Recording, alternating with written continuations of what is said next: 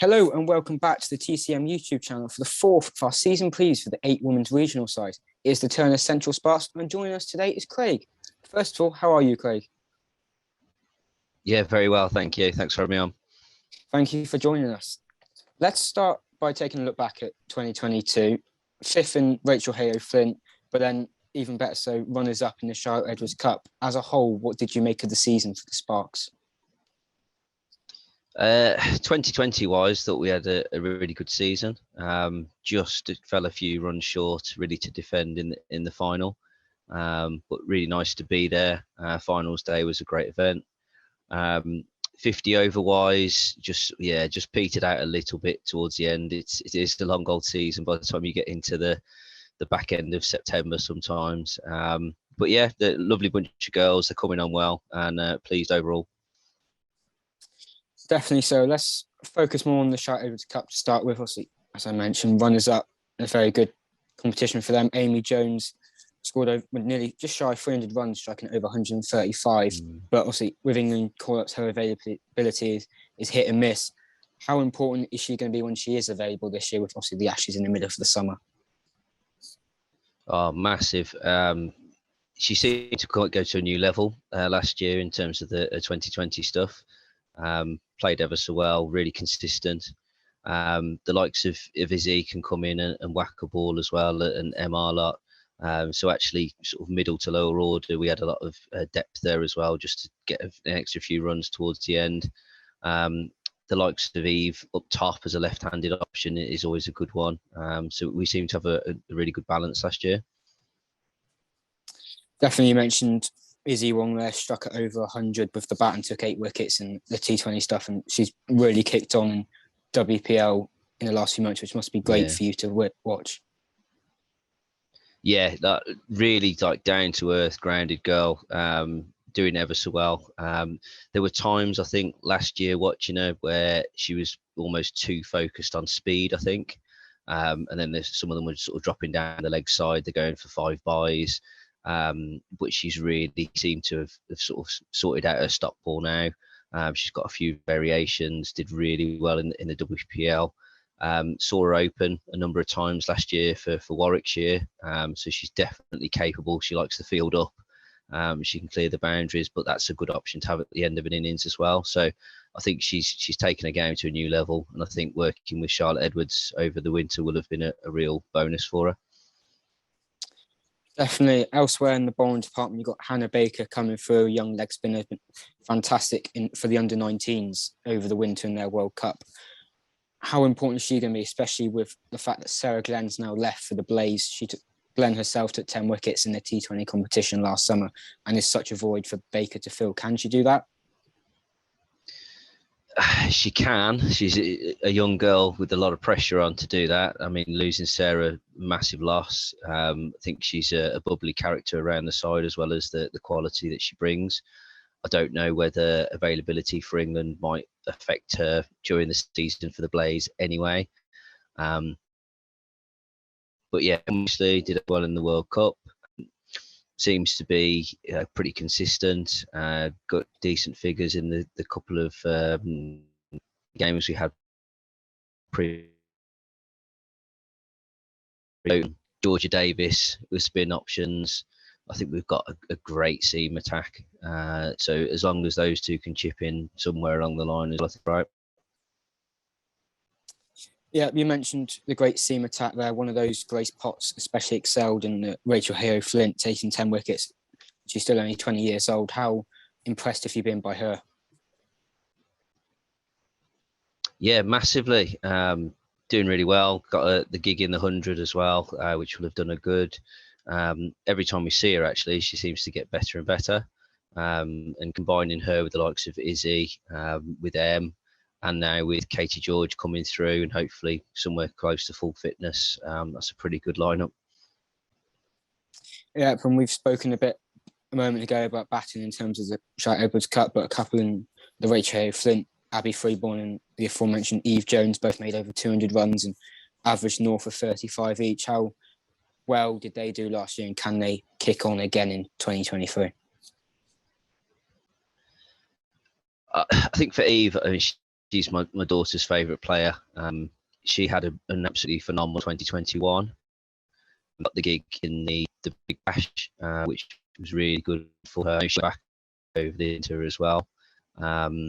2022 was a little bit of a drop off. I think it was difficult for her because there were a lot of England calls amongst supporters, particularly as a left-hander when England didn't have one. And I think she was definitely playing well enough in 2021. Whether all that talk, it's got to affect you a little bit in some way. Whether that sort of got to her, or it's difficult to say, but it's difficult also to hold the form as strong as it was in 21.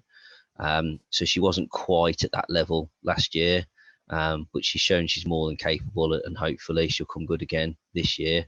I think with quite a young batting lineup, either opening with Perrin or Brewer, who are going to be significantly junior to her, that may hopefully give her that role to steady the ship, keep things going back through if possible. Abby, very capable as well. Seen her a number of times. I'm hoping the likes of her and Amy Campbell can sort of come in 4 and 5, depending on Amy Jones's availability, that they can go back deep, because the likes of Em and Izzy, you don't want them coming in after 30 overs. You'd rather keep them in for the big hits towards the end. And that was the issue at times last year, is that those hitters lower down were having to come in too early, and it's too much for them to do, really. Yeah, you mentioned Emily Arlott there. She's been an impressive player for a number of years for the Sparks and Birmingham Phoenix in the 100. And I know it's someone you wanted to talk about before we started. What have you made of her, and what can you see the future holding for Arlott? I'd really like to think she's there or thereabouts in terms of an England call. I believe she had a call up at one point, and then it was COVID that hit. But there's been no mention since. She's so consistent, really quite aggressive in the field as well. You can see she's a leader. She cares, chucks herself around, and powerful batter as well. Scores a lot of runs. You could see in one of the warm-up games the other day, 70 odd. Did a great job, but she can also score quickly when she needs to. But bowling wise, she's been the Phoenix's best bowler consistently for the 2 years of the 100, and watching her for Worcestershire and for the Sparks. So she's absolutely consistent. She's very difficult to score off, and picks up wickets as well. Definitely. And one other player you've spoken about and referenced so far is Katie George, coming in as a new signing. She's only 24 herself, but she has previous caps with England. How important is that experience going to have in the squad, especially as you imagine she's probably going to be around all summer? Yeah, it'd be good to have someone that you've got for the whole season. Again, seems a really nice, grounded character, but with that experience and the likes of Izzy coming back from England, Amy Jones, there's a few of them now that have sort of been there and done it. And it'd be great for them to support the likes of Hannah Baker and Davina Perrin coming through as the younger ones, and sort of showing them the way. And Katie George, I saw her for the first time a couple of seasons ago when Welsh Fire came to Edgbaston in the 100. And she must have saved 4, 5, 6 boundaries, like throwing herself around. She's got an absolute gun arm as well. So she will absolutely lead by example in the field, and sort of hopefully bring up the standards all round. Yeah, and George herself is one of the players that have got the new contracts from Central Sparks rolled out by the ECB. Others are Davina Perrin, Chloe Brewer, Emily Arlott, Amy Campbell, Abby Freeborn, Eve Jones, Hannah Baker, Georgia Davis, and Grace Potts. I guess first of all on that, how good is it to see the ECB pumping more money into the women's game and giving professional contracts to each of the regional sides?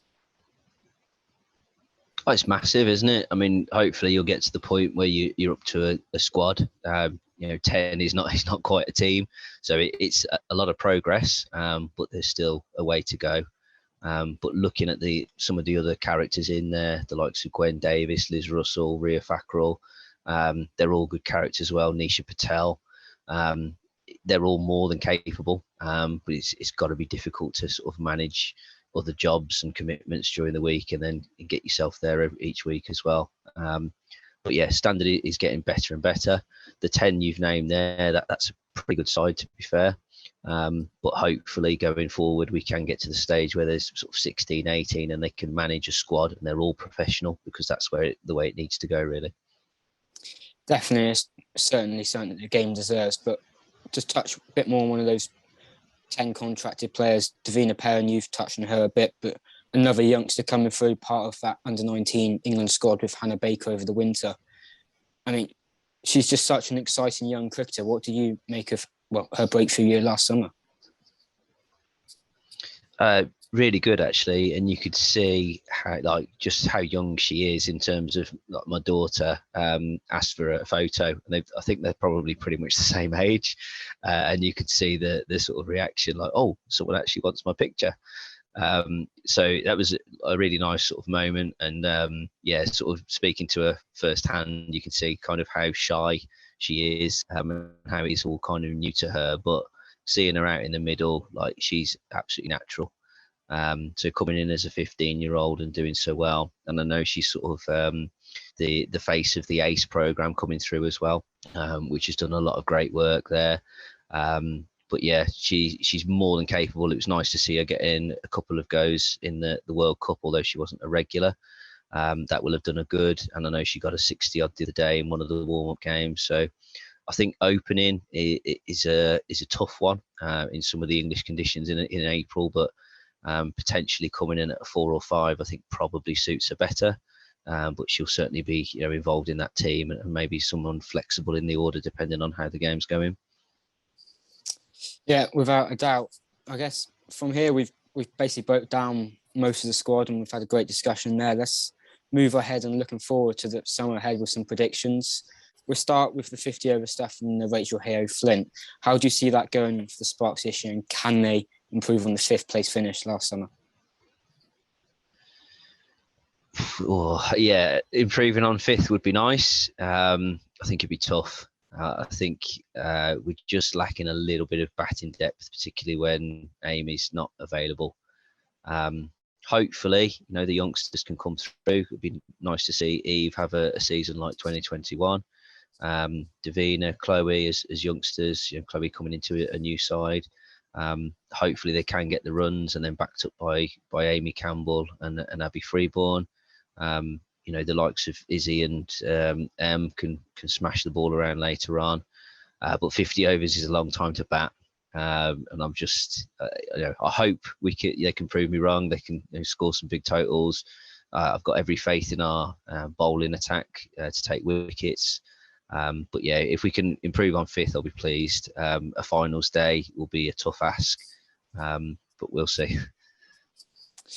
Time will only tell on that front, but in terms of the Shark Edwards Cup runners-up, as mentioned last summer, can they go that one step further and take home the silverware this time?